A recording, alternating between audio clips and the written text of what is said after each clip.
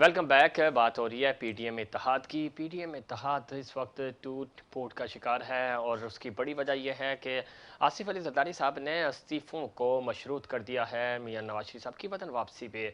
और बज़ाहिर लग नहीं रहा कि मियां साहब वतन वापस आएंगे। और अगर वो वापस आते भी हैं तो किस तरह ये जो पूरा मामला है वो कैसे हैंडल होगा। और लॉन्ग मार्च मुलतवी हो चुका है। पाकिस्तान पीपल्स पार्टी ने मज़ीद वक्त मांगा है कि हमें हमारी जो सी है वो फैसला करेगी कि क्या हमें इस्तीफ़े देने हैं या लॉन्ग मार्च की तरफ जाना है या नहीं जाना। फारूक साहब किस तरह देखते हैं ख़ासतौर पे पाकिस्तान पीपल्स पार्टी, चूँकि सिंध इनका पूरा स्टेक है, और कैसे ये मुमकिन होगा कि वो सिंध को दाव पे लगाएं। फिर आपको याद होगा 87 में मोहतरमा उस वक्त ज़ाहिर हयात थी, उन्होंने बाइकआउट किया था, असम्बलियों से इस्तीफ़े दिए थे और उन्होंने कहा था कि ये सियासी गलती है। फिर 2007 में जब जो 2007 वाले इलेक्शन थे मोहतरमा की शहादत के बाद वो 2008 में हुए, तो उसमें भी मियां साहब तो इलेक्शन का बाइकआउट करने जा रहे थे, लेकिन उसमें भी कन्विंस करके वो लेके आई थी कि नहीं, हमें असेंबलियों के अंदर रहकर मुकाबला करना है। तो अब आपको लगता है कि पाकिस्तान पीपल्स पार्टी इस्तीफे देगी और ये पीटीआई के लिए पूरा मैदान खुला छोड़ेगी? देखिए, सवाल ही पैदा नहीं होता कि पीपल्स पार्टी कभी सिंध गवर्नमेंट को छोड़े। ठीक। ये आखिरी स्टेज उनके पास बचा। पंजाब से वो फारिग हो गए, केपीके से वो फारिग हो गए, सही। पूरे पाकिस्तान से वो फारिग हो गए, सिर्फ सिंध की हद तक वो रह गए। ठीक। एक जमाना था कि पीपल्स पार्टी को चारों सूबों की जंजीर कहा जाता था, बिल्कुल ऐसे। लेकिन अब ये जंजीर टूट फूट के सिर्फ सिंध की हद तक रहेगी, वो भी सिंध के अंदरूनी। इसमें कराची से भी ये सिंध की फारिग अगर हो हम गए। बात करें, सिंध के 4 डिवीजन है जहां पे पाकिस्तान पीपल्स पार्टी स्टैंड कर रही है। कराची उनके पास नहीं है। और ख़ास तौर पे लाड़काना से इलेक्शन है, हार गए। बिल्कुल हार गए। और दूसरा ये है कि कारकर्दगी बिल्कुल भी नहीं है, ऑप्शन नहीं है लोगों के पास जो इनको अंदरूनी सिंध से वोट पड़ रहे हैं। उसकी वजह ये है क्योंकि उनके पास कोई ऑप्शन नहीं है। मुतबादल क़यादत नहीं है। जब पाकिस्तान तहरीक इंसाफ या कोई दूसरी क़यादत आती है जो कि जीडीए कोशिश कर रही है, तो मुतबादल हो, तो उसके बाद ज़ाहिर पाकिस्तान पीपल्स पार्टी भी काम कराए। लेकिन सिंध के हालात अगर हम देखें, आप जाते हैं वहाँ काम भी करवाते हैं, चीज़ें भी सोशली, तो कब पाकिस्तान पीपल्स पार्टी को 13 साल हो गए मुसलसल सूबे में। वफाक की अगर हम बात करें 18वीं तरमीम के बाद तमाम तर इख्तियारात सूबों के पास है। बिल्कुल आप सही कह रहे हैं। आप देखें कि आप पिछले गुज़िश्ता 8-9 सालों में 5,500 अरब सिर्फ हेल्थ के सेक्टर के अंदर जो सिंध के लिए दिए गए, वो सिंध में आपको कहीं नजर नहीं आ रहे। ठीक। 90 अरब रुपए सिर्फ एक छोटे से शहर लाड़काना के लिए मख्तस किए गए, उसकी डेवलपमेंट के लिए। सही। एक उस शहर में आप 2 अरब रुपए भी लगा दे तो शहर का पूरा नक्शा बदल जाएगा। एक मॉडल यानी कि 90 रुपए कोई पूछने वाला है कि कहाँ गए। तो ये जाहिर बात है, सिंध में ना ये साफ पानी पीने को है, ना हेल्थ है, ना अस्पताल है। तो जाहिर बात है कि वहाँ के लोगों की हालत देखो। लेकिन हमारा सिंधी भाई इतना मासूम और इतना अच्छा है कि वो अभी भी बस भुट्टो साहब की कुर्बानियां है, इस पर कोई शक नहीं है। लेकिन जरदारी की कोई कुर्बानियां नहीं है। इनकी हमशीरा ने, जरदारी साहब ने जिस तरह से इस सूबे की जो डेवलपमेंट फंड्स हैं, वो उसका जो अशर नशर किया। मुतबादल क्या है? मुतबादल देखिए, मुतबादल इसका एक ही चीज़ है। मैं अब पीटीआई का मुस्तकबिल बहुत ब्राइट देख रहा हूँ, ठीक है। लेकिन बात ये कि पीटीआई का एक फुकतान है कि सिंध के अंदर और कराची में तंजीम साजी के हवाले से थोड़ा सा फुकदान ज़रूर है। इसकी बुनियादी वजह है, वजह ये है कि खान साहब बिलीव करते हैं स्ट्रिक्ट डेमोक्रेटिक प्रोसेस के ऊपर। ठीक है। वहाँ पे कोई ये टेंडर स्क्वाड या डंडा वाली सियासत यहाँ पे नहीं थी। ठीक है। जबकि दूसरी पार्टियों में आप मजाल है कि कोई एक लफ्ज कह दे। अल्ताफ हुसैन के सामने क्या किसी लीडर की मजाल? बिल्कुल सही कह रहे हैं। और इस पे मजीद बात करेंगे। इस्लामाबाद से हमें ज्वाइन किया है असमा वदूद साहिबा ने, सीनियर तजियाकार हैं और नेशनल टीवी पे आके प्रोग्राम तजिए देती हैं अपने, और ख़ास तौर पे पीडीएम के हवाले से बड़ी इंसाइट्स रखती हैं। बहुत शुक्रिया आपने प्रोग्राम में वक्त दिया। अब जबकि पीडीएम इत्तेहाद जो बाज़ाहिर हमें लग रहा है कि काफ़ी ज़्यादा इख्तलाफात हो चुके हैं, पाकिस्तान पीपल्स पार्टी ने टाइम मांगा है पीडीएम से कि आप तो थोड़ा सा वक्त दें ताकि हम सीईसी में इस्तीफ़ों वाले मामले पे डिस्कस करके फिर कोई इस पे फैसला कर सकें। आपको लगता है कि पाकिस्तान पीपल्स पार्टी इस्तीफ़े देगी? और जो मशरूत किया उन्होंने नवाज शरीफ की वतन वापसी के साथ, तो या आपको लगता है कि ना होगा नो मन तेल और ना राधा नाचेगी? ये एक बहुत ही अननेचुरल अलायंस था। मैं हमेशा से यही कह रही हूँ कि ये एक अननेचुरल अलायंस है। ये अपने एक दूसरे के आर्क नेमेसिस رہ چکی ہیں یہ پارٹیاں. ان کا ویژن، مشن، گول، پرسیپشن رولنگ کے حوالے سے اپروچ ٹو سکسیس کچھ بھی میچ نہیں کرتی. مطلب ایک پولیٹیکل اسٹوڈنٹ، پولیٹیکل سائنسز کے اسٹوڈنٹ سے اگر آپ دیکھیں نا تو یہ دو میجر پارٹیاں ایک دوسرے کے مکمل اپوزٹ ہیں. اور کچھ عرصے سے بے نظیر صاحبہ کے انتقال کے بعد سے پیپل پارٹی نے خود کو تھوڑا فوکس رکھا ہے سندھ کے حوالے سے. وہ ایک مضبوط قلعہ انہوں نے اپنا بنا لیا ہے اور وہ ابھی بھی اس میں سیف ہیں. آپ ان کی گورننس کے ایشوز ہوں، جو بھی پرابلمس ہوں، وہاں کا ڈائنامک ایسا ان کی پارٹی کو کمپلیمنٹ کرتا ہے کہ وہ اپنے محفوظ قلعے میں ہے، ابھی بھی ہے. ابھی اگلا الیکشن ہوگا، اس میں پروبیبلٹی یہ ہے کہ وہاں پہ ہم کچھ زیادہ بڑی تبدیلی نہیں دیکھیں گے. تو اس حوالے سے جب نون لیگ اپنا پورا کا پوری سکسیس کا پورا تکیہ آپ پیپل پارٹی کی قربانی کے اوپر کرنا چاہ رہی ہے تو it is most in likely صحیح کہ نہیں ہوگا. نہ ابھی نہ اگر ٹائم لیا ہے اور اس کو کنسلٹ کو اپنی کور کمیٹی سے کرنا چاہ رہے تب بھی ڈیسیژن جو ہے وہ نون لیگ کے فیور میں نہیں آ سکتا. ٹھیک. آپ ابھی بھی اگر آپ دیکھیں نا تو بڑے سینسیبل طریقے سے آپ کو پیپل پارٹی نے پی ٹی آئی کو تو اتنا نقصان نہیں پہنچایا، لیکن بہت سینسیبل طریقے سے مختلف جگہ پہ نون لیگ کو انہوں نے ارریلیونٹ کر دیا ہے. صحیح. ابھی بھی اگر آپ دیکھیے تو جیسے سینٹ میں وہ اپنی کیپیسٹی سے زیادہ سیٹیں لے گئے، اس کے علاوہ اور پنجاب میں انہوں نے اپنے آپ کو اسٹرینتھن کر لیا، دوبارہ سے ریکنیکٹ کر لیا پنجاب کے عوام کے ساتھ.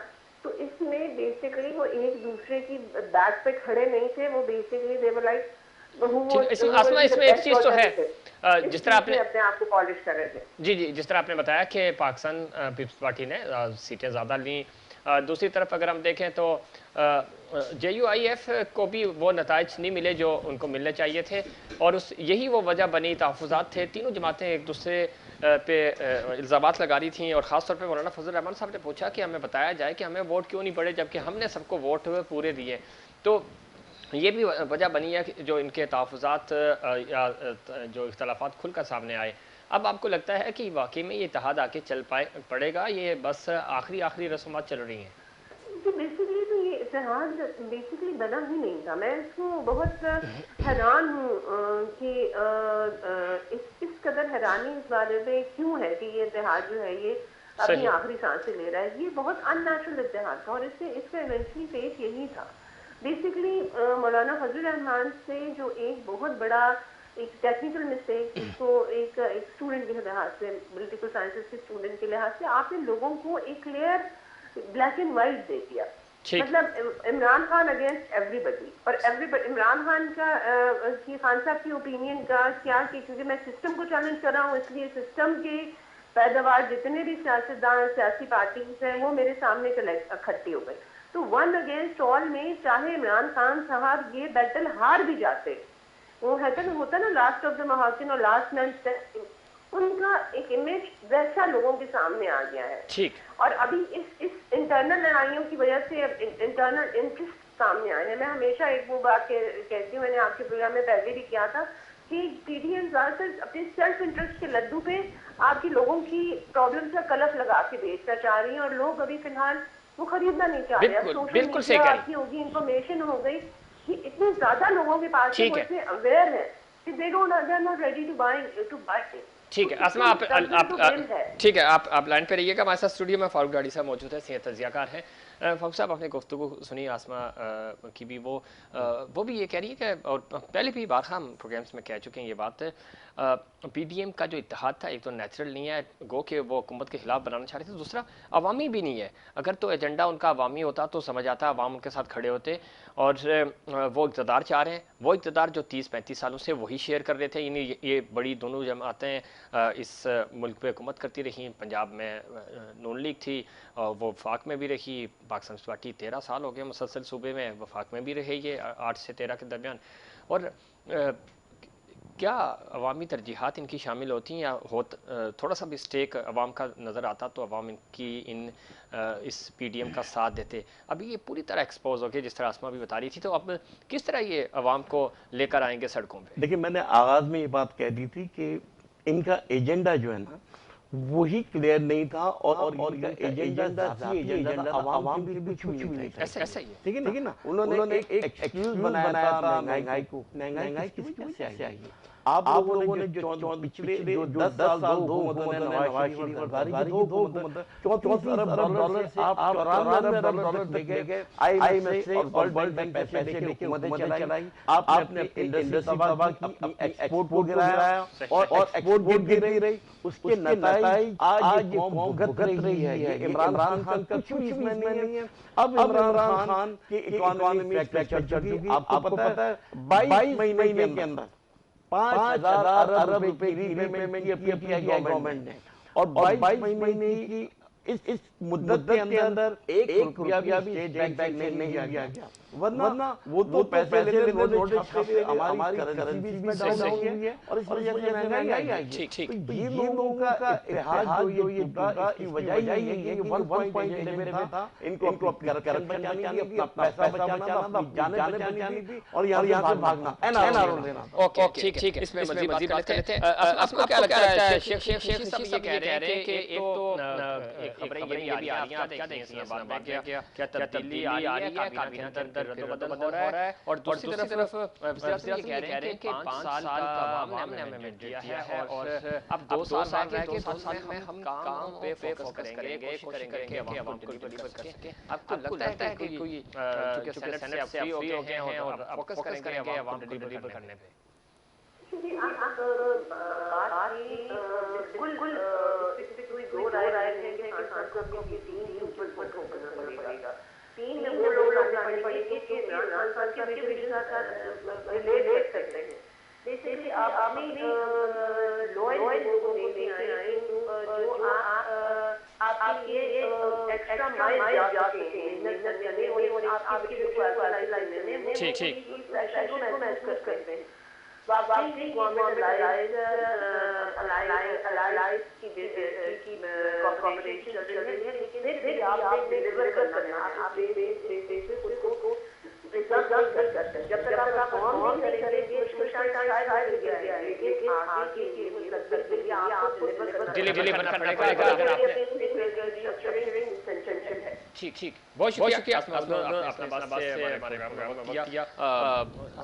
تاریخ طرح ڈلیور کرنا پڑے گا, پہلے بھی یہ بات کہہ چکے ہیں. ڈلیوری والے اگر آپشنز پہ ہم جائیں تو چونکہ ٹیم بار بار تبدیل ہو رہی ہے, جب ٹیم تبدیل ہوتی ہے تو پھر آپ کو سپورٹ کرنا مشکل ہو جاتا ہے. ایک بندہ بڑی مشکل سے اپنی چیزیں سیٹل کرتا ہے, پھر اس کو چینج کر کے دوسری ٹیم آتی ہے. 2 سال ہیں, اب تجربے کرنے کا وقت نہیں ہے. نہیں دیکھیں, میں اس کی آپ کو ایک چھوٹی سی مثال دوں گا کہ جتنی بھی بیوروکریسی ہے, جو نظام پورا حکومت کا چلا رہی ہے, وہ سب عمران خان کے خلاف ہے. آپ نے دیکھا ابھی الیکشن کے دوران کہ جب شہباز شریف ووٹ ڈالنے آ رہے ہیں تو وہ صاحب الیکشن کمیشن کھڑا ہو کے اس کو, ایاز صادق کو کھڑے ہو کے اس کو ویلکم کر رہا ہے, جبکہ پرائم منسٹر آئے تو اپنی جگہ پہ بیٹھے ہوئے ہیں. تو آپ کو یہاں سے اندازہ نہیں ہوتا کہ ان کی جانبداری کس طرف ہے. تو یہ بیوروکریسی جو ہے اس وجہ سے کہ میجورٹی آف ہمارے بیوروکریٹس وہ ان کے پاس, آپ کیا سمجھتے ہیں ان کے پاس کتنا ایک بیوروکریٹس کے پاس جو آج 21-22 گریڈ کے اندر ہیں, کتنا پیسہ ہوگا ان کے پاس. تو وہ اپنی کھال بچا رہے ہیں. مقصد یہ کوئی عمران خان کو ٹکنے دینا نہیں چاہ رہے, لیکن چونکہ عمران خان ایک آنیسٹ, ڈیڈیکیٹڈ, سیلف لیس بندہ ہے اور اس کو اپنی ٹیم, اپنی اتحادیوں کو بھی لے کے چلنا ہے جو ہر دوسرے دن بلیک میلنگ کرتے ہیں. وہ اس کو ان کو کہاں تک فیور دے گا؟ دیکھیے ناجائز فیور عمران خان کسی کو نہیں دیں گا. اپنی حکومت چلانے کے لیے وہ مولانا فضل الرحمان جیسے لوگوں کو بھی اپنی حکومت میں شامل نہیں کیا, چاہے جتنا بھی ڈینٹ ہو. تو میں سمجھتا ہوں کہ اصولوں کی بنیاد پہ ان کی حکومت ہے. اور آپ فارن پالیسی کی بھی حوالے سے دیکھیں کہ کتنی اچھی پالیسی کہ آپ ایک عزت اور وقار کے ساتھ آپ سر اٹھا کے آج امریکہ سے بھی بات کر سکتے ہو, آج آپ ان اسلامی ممالک سے بھی بات کرو جو آپ کو ڈکٹیٹ کرتے تھے. تو مقصد یہ ہے کہ ایک آنر اور ڈگنیٹی کے ساتھ چلنا ہوگا. عمران خان کے پاس جو وقت ہے وہ بہت کم ہے, لیکن اب ہماری اکانومی ایک صحیح ٹریک پہ جا چکی ہے, ہماری ایکسپورٹ بھی بڑھ چکی ہے, ہماری نئی انڈسٹریلائزیشن بھی کافی تیزی سے بڑھ رہی ہے. تو آپ نے دیکھا ٹیکسٹائل کے اندر بھی آپ کے پاس ضرورت سے زیادہ کوٹا موجود ہے, آپ کی ایگریکلچر بڑھ رہی ہے. تو کہنے کا مقصد یہ کہ इसका रिजल्ट आपको कुछ आगे आगे आपके को, और आप देखिए रुपया मुस्तकिल मजबूत होता जा रहा है। ठीक है, रुपया मजबूत होता जा रहा है और उम्मीद भी यही कर रहे हैं कि किसी तरह ये चीज़ें मैनेज हो जाएं। अगर आप इकॉनमी की बात करें, आपको लगता है कराची का बिजनेस तबका खुश है, वो बेहतर उनको लग रहा है कि हुकूमत जो है वो आप फोकस करेगी कराची की डेवलपमेंट की? अगर हम बात करें, बारिशों को गुजरे तकरीबन 1 साल होने वाला है, कराची डेवलप नहीं हुआ। आर्मी चीफ साहब ने भी कहा था कि 3 साल के अंदर अंदर हमें कराची डेवलप चाहिए। सर कराची डेवलप होगा भी नहीं जब तक सिंध गवर्नमेंट है।